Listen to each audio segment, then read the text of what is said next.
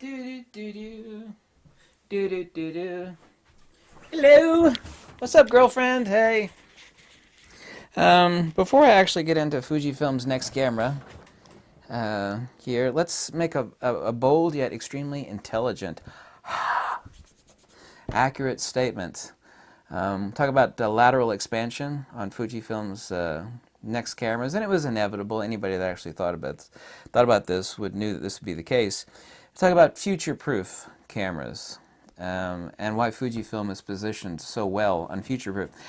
As you very well know, and everybody that watches camera gear videos, I was the first person, if you know, pretty sure I was the first. I mean, I was jumping all over because I grew up with medium format. Yeah, I love the hell out of medium format. Bought all of Fujifilm's medium format stuff because I love the hell and gone out of medium format. Important factor. Let's take a look, and history always repeats itself. Very, very important factor when everybody, even the hardcore film guys, knew that film was essentially dead. The one aspect of film that remained future-proof was actually two aspects. And all the, the crummy film cameras, they immediately vanished. They immediately went away. The only way that film cameras survived, and even Nikon continued to make film cameras, like the Nikon F5, and I had a pair of Nikon F4Ss in photography school. The only reason film survived was two reasons. Future-proof cameras, which I'm going to mention immediately here, but secondly, is the hardcore professional working photographer. Yeah? All the other stuff moved to digital. Everybody basically realized, like when the Nikon D3 came along and the Canon early model, I forget the model number, not a big fan of Canon, the film was dead. But the hardcore stuff survived. Also, too, the future-proof, and it still remains in 2019, for film, that these cameras are well and alive. And those are future-proof cameras. And history repeats itself, is medium format, yes, and large format film. I got a guy, he runs he does art prints and landscape, and he lives out, what's that expensive town in Colorado?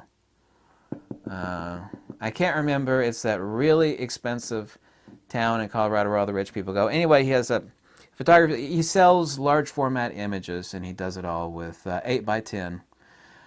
God, the film is really expensive. He told me how much he was paying for it. Anyway, film survives as a future-proof camera.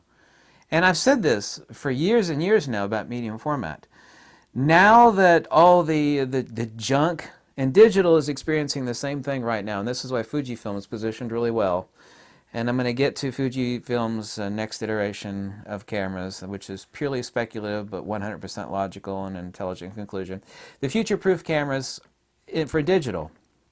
There's no large format digital, of course. I mean, actually, there are large format sensors. Like there's one that's 5 inches by 5 inches. I know of no single chip, because of the silicon wafer lithography, they're about that big. There's a 5-inch by 5-inch sensor, but those are used in mega million-dollar telescopes. Those are the only actual large format digital cameras, so that has nothing to do with photography. Is the and the cheapest one of those, which is an old model, even online, the cheapest one, which is encased in glass and has all electronics behind it. It's about that big. I think it's like $90,000. But the future-proof cameras for digital is the exact same thing as it was for film, and that's medium format. And then let's think for a second who is perfectly owns everybody else's butt on medium format digital. Oh yes, that's right, it's Fujifilm. That's right. This is some wise cookies over at Fujifilm. They realize the exact same thing I'm telling you now, is that the future-proof digital cameras are medium format. They are. They just are. There's a lot of reasons, and I've made countless videos on it. I'm not going to rehash those videos, but now that, the junk digital cameras and most of Nikon's major sales are from their dinky cameras like the D5000 series, D3000 series. All that junk has gone the way of cell phone cameras. You know it. I know it. Anyway, so that's why Fujifilm is so perfectly positioned. Now we have to talk about where Fujifilm is going. And people say, well, what is they going to stick in the X-T4? And who knows when they're going to come out with the X-T4? I'm not going to speculate about this. And I'm not going to tell you absolutely this is the case, even though it's been reported on a rumor website. We knew this was coming. Of course, Nikon is introducing CFast cards and Compact Flash Express cards, the exact same dimensions as XQD cards, which have 1.5 feet in the grave. The CFast cards are incredibly fast. There's no issues with buffer anymore. A lot of the expansion upwards, this is lateral expansion, when we actually talk about improving existing camera technology. There's lateral expansion, which is what the CFast cards are, which means there's a bottomless buffer. No one's going to talk about buffers anymore in the next coming years. Upwards expansion, and these are the next iterations of digital cameras into the future for the next 10 years, are, in no particular order, global shutters, yeah? So you can do flash photography at any shutter speed. It's basically like a leaf shutter, except it's digital. It's actually a digital scan of the sensor. So we're going to have global shutters. We have no issues anymore with high-speed sync and no need to buy hypersync units. I mean, you have full flash capabilities at any shutter speed. It's wonderful. It's awesome.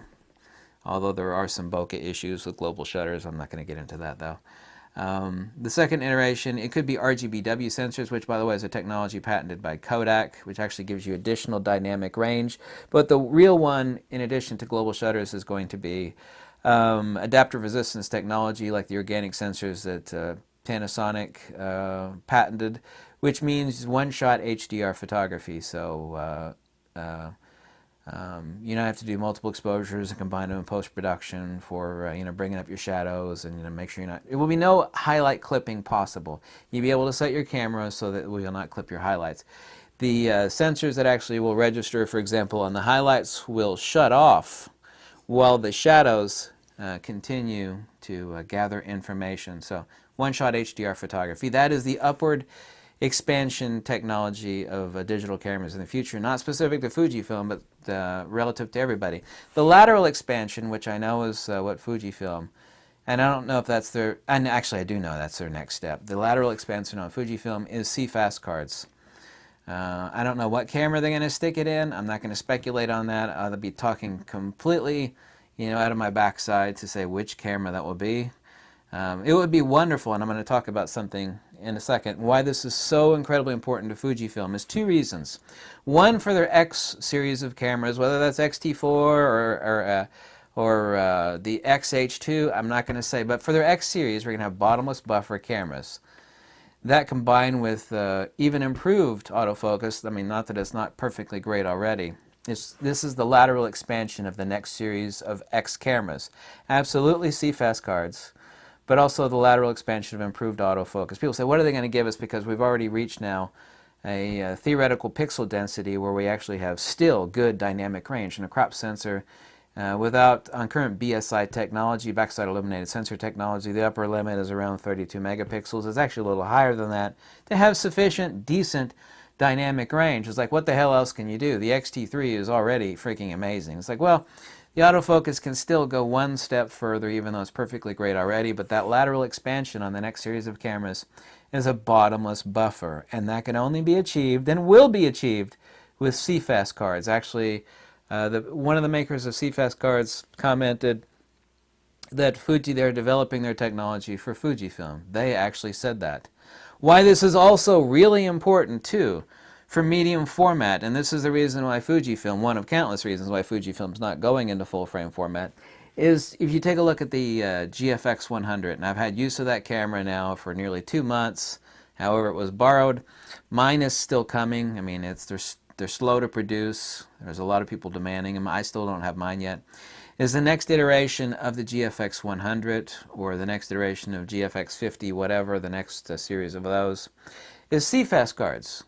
Why would that be important? If you actually take a look, and then the GFX 100 was a groundbreaking next level camera. It's the world's first fast focusing medium format camera, the world's first IBIS medium format camera. It was literally a crossover camera, the world's first crossover, no hyperbole, world's first crossover medium format camera. A fast medium format, with IBIS, is stuff that you can't do with any other medium format camera. You add to that, but there's 3-shot capability because the files are frigging huge. I know one thing for certain. And you could say, well, this is speculation, but no, it's not speculation. I know 1,000% certainty, and no, nobody at Fujifilm is telling me anything, but I'm 1,000% certain, look into my eye, that the next iteration of medium format cameras from Fujifilm absolutely will have, because the files are huge. Let me repeat that. The files from, because I own both current GFX 50S and 50R, and use the GFX 100. The files are enormous.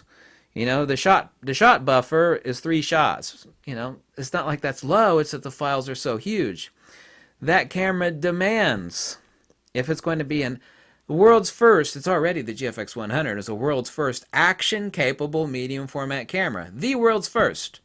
It's already a crossover medium format camera, the world's first crossover medium format camera. But with the addition of those CFast cards to the next iteration of medium format Fujifilm camera, means that it will be light years ahead of everybody else, and it will be, I mean, just imagine it. It actually just, it makes my skin, I'm getting like the chicken skin on my arms thinking about it. Enormously huge, high resolution, jaw-dropping, crotch-melting files. And you don't have to worry about a buffer, because the CFast cards will just gobble up data until they're full. There will be no buffer. So you could use 100, or whatever the megapixel range is going to be. Just use the current sensor, as if 102 megapixels is not enough. Just jaw-dropping, just imagine ripping them off, like on continuous high on your XT3, except you're doing it at 102 megapixel range. Oh my God, that is the lateral expansion. And that was what the CFast cards are going to give. The lateral expansion for the X series and the lateral expansion for the medium format GFX series.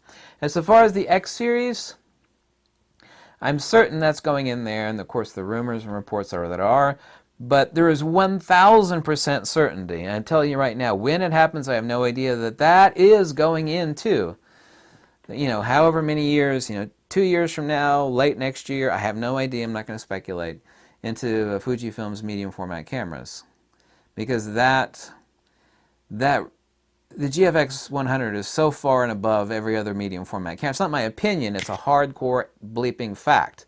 GFX 100 is up here in the stratosphere, and all other medium formats are way the hell down here. By introducing the CFast cards for bottomless buffering, just ripping them until the cards are full, you just sit there and hold the shutter button down. Yeah? That is, and that, with improved autofocus, I mean, that's, I could never even dreamed of something like that, even just a few years ago.